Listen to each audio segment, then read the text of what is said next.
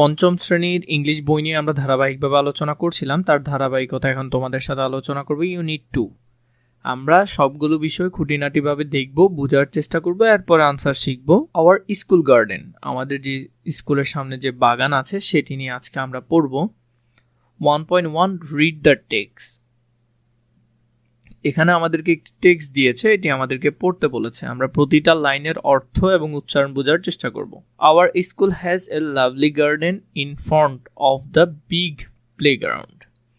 তো আমরা প্রতিটা লাইনের অর্থ এবং উচ্চারণ দেখব, কারণ এতে করে তোমাদের জন্য অনেক বেশি সুবিধা হবে, তোমরা সহজে ভালো করে বুঝতে পারবে। তাহলে এখানের মধ্যে আমরা যে লাইনটা দেখেছি, লাইনটা আছে আমাদের স্কুলের বড় খেলার মাঠের সামনে একটি সুন্দর বাগান আছে। এ ফেন্স ইনক্লোজেস দ্য গার্ডেন, একটি বেড়া বাগানটিকে ঘিরে রেখেছে। ইন দ্য গার্ডেন, এই গার্ডেনের মধ্যে there are many beautiful flowers like rose, sunflowers, jasmine and marigold.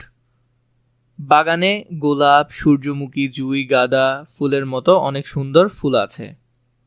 4 বলেছে a swarm of butterflies dances on the flower, ফুলের ওপর প্রজাপতির একটি ঝাঁক উড়াউড়ি করে। 5 নম্বরে it makes the garden look very beautiful, এটি বাগানটিকে খুব সুন্দর দেখায়। 6 বলেছে, মানে 6 নম্বর যে লাইন আছে এখানের মধ্যে কিন্তু লাইনগুলো আছে। 6 নম্বরে আমরা এতটুকু পর্যন্ত পড়লাম। It makes the garden look very beautiful, এই লাইনটাও পড়া হয়েছে। এখন আমরা দেয়ার ইজ থেকে পড়ব।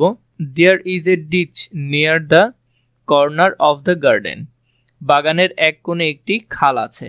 7 number a group of fox live there, সেখানে ব্যাঙের একটি দল থাকে। Sometimes we see a flock of birds, মানে একটা পাখির ঝাঁকের কথা বলতেছে। ফ্লক অফ বার্ডস মানে এক ঝাঁক পাখি।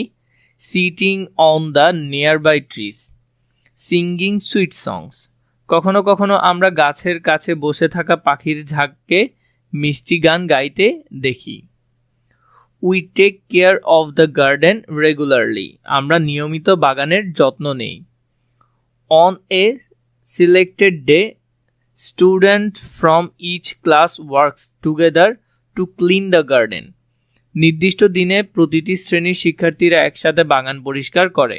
এরপরে বলেছে we use a set of gardening tools like spades, rakes and sickles, আমরা কোদাল, ঝাঁটা ও কাস্তের মতো বাগানের যন্ত্রপাতি একটি সেট ব্যবহার করি। We water the plants of remove the weeds regularly, আমরা নিয়মিত গাছে পানি দিই এবং আগাছা পরিষ্কার করি। We also add compost to the soil for making is fertile, মাটিতে উর্বর করার জন্য আমরা কম্পোস্ট সার দিই।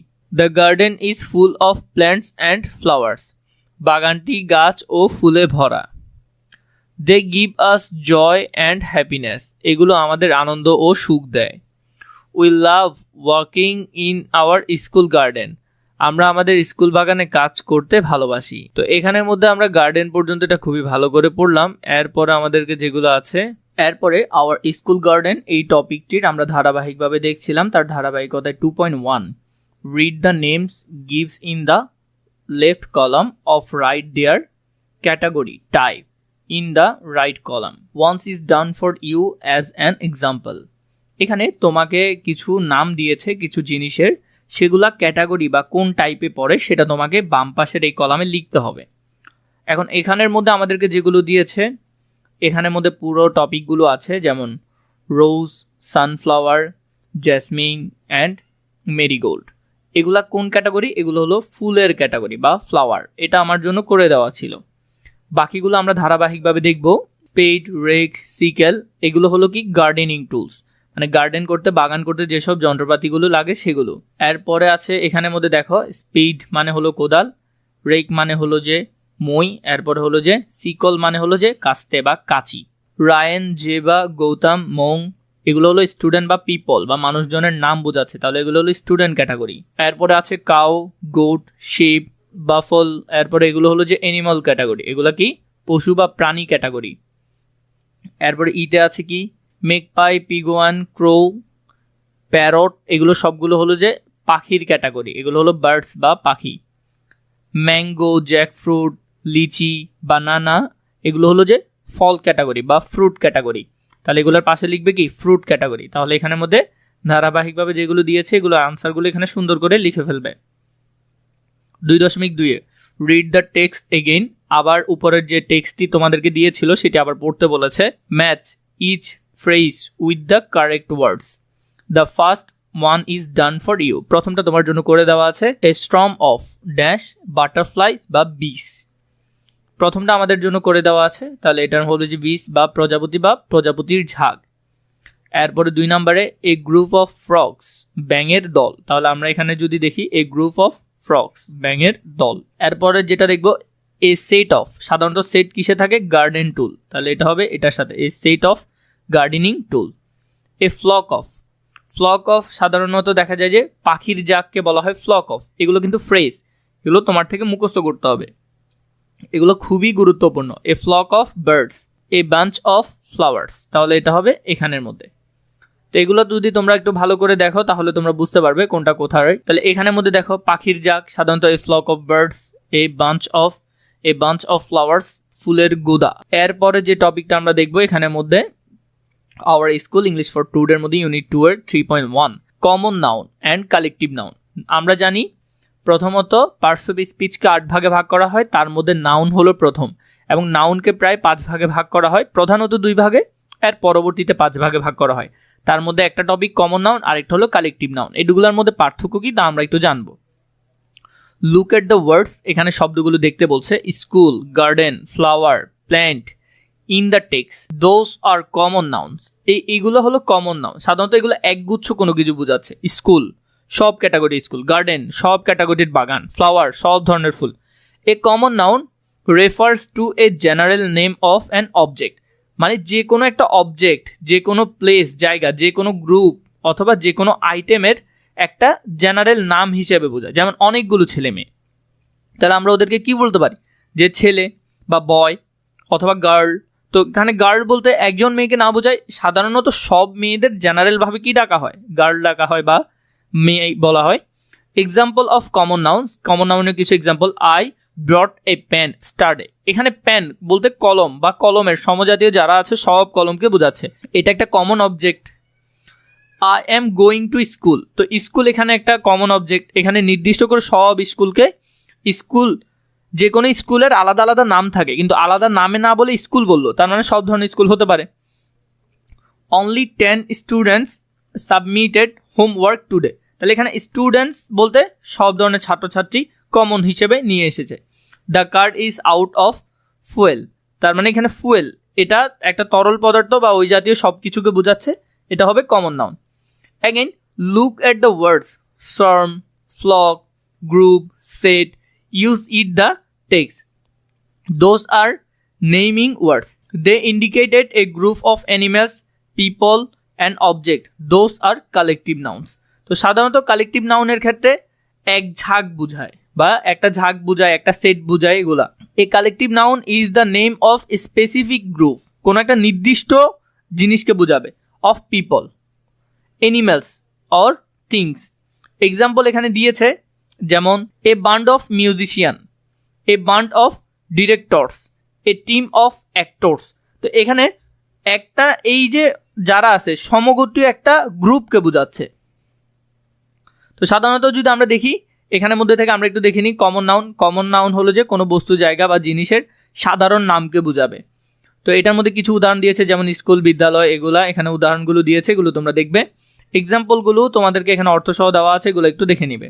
কালেকটিভ নাউনের ক্ষেত্রে কালেকটিভ নাউন কি হয়, কালেকটিভ নাউন হলো মানুষ, প্রাণী, জিনিসের নির্দিষ্ট দলের নাম বোঝাবে, একটা নির্দিষ্ট দলের নাম। এ ব্যান্ড অফ মিউজিশিয়ান, সঙ্গীত শিল্পীদের একটি দল, তাহলে নির্দিষ্ট একটা দল বোঝাচ্ছে। এ বান্ড অফ ডিরেক্টরস, পরিচালকদের বোর্ড। এ টিম অফ অ্যাক্টরস, অভিনেতাদের দল, এভাবে একটা নির্দিষ্ট বোঝাবে। Group of animals, a flock of sheep, তাহলে এটা হবে যে ভেড়ার একটা ঝাঁক। এ হ্যান্ড অফ ডিয়ার, তাহলে হরিণের পালকে বোঝাচ্ছে। কমন নাউন এবং কালেকটিভ নাউনের মধ্যে বেশি ঝামেলা হয়, তাই তোমরা একটু ভালো করে মাথায় রাখবে যে কোনটা কালেকটিভ কোনটা common. A pack of will dogs, বন্য কুকুরের দল। এরপর group of things, a pair of shoes, এক জোড়া জুতা।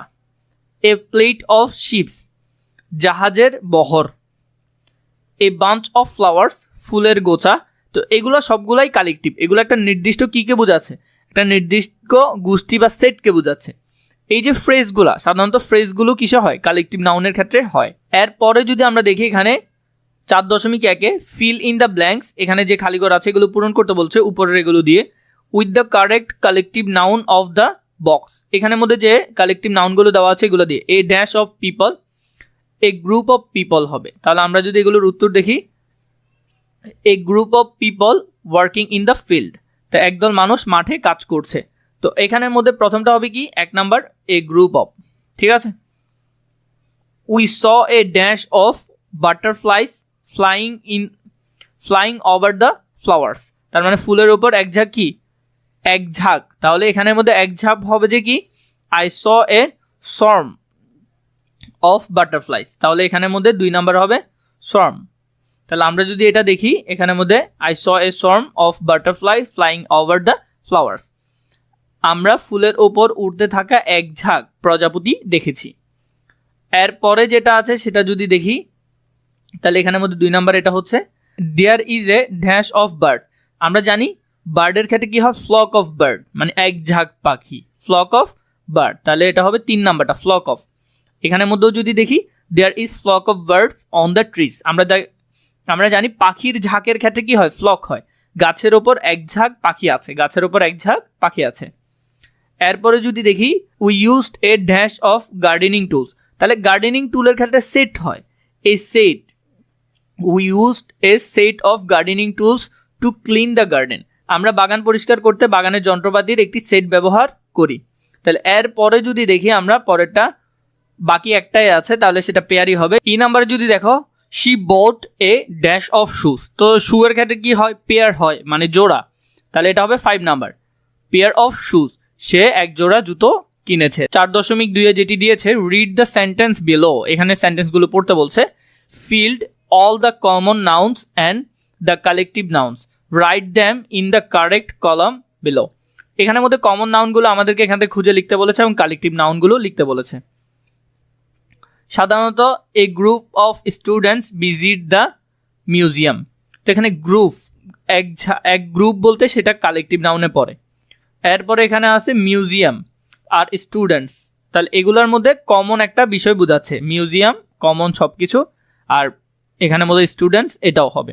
মাই dog chased a flock of his in the yard, তাহলে এখানের মধ্যে ডগ সমজাতীয় সব কুকুরদেরকে, তাহলে সেটা কমন নাউনে হবে ডগ। ফ্লক ঝাঁক বোঝাচ্ছে, তাহলে সেটা হবে কালেকটিভ নাউনে। আমরা যদি এটার সমাধান দেখি, তাহলে কমন নাউনের ক্ষেত্রে স্টুডেন্টস এটা তো গেল, প্রথমটা আমাদের গেল। পরেরটার মধ্যে দেখো মাই ডগ, এটার মধ্যে যেটা আছে যেমন কুকুর, মুরগি, এগুলো সাধারণত কি হয়, হ্যান্ডস অফ ইয়ার্ড, এরপর এগুলো হলো যে মুরগি, উঠান, এগুলো সবগুলো হলো কমন নাউন।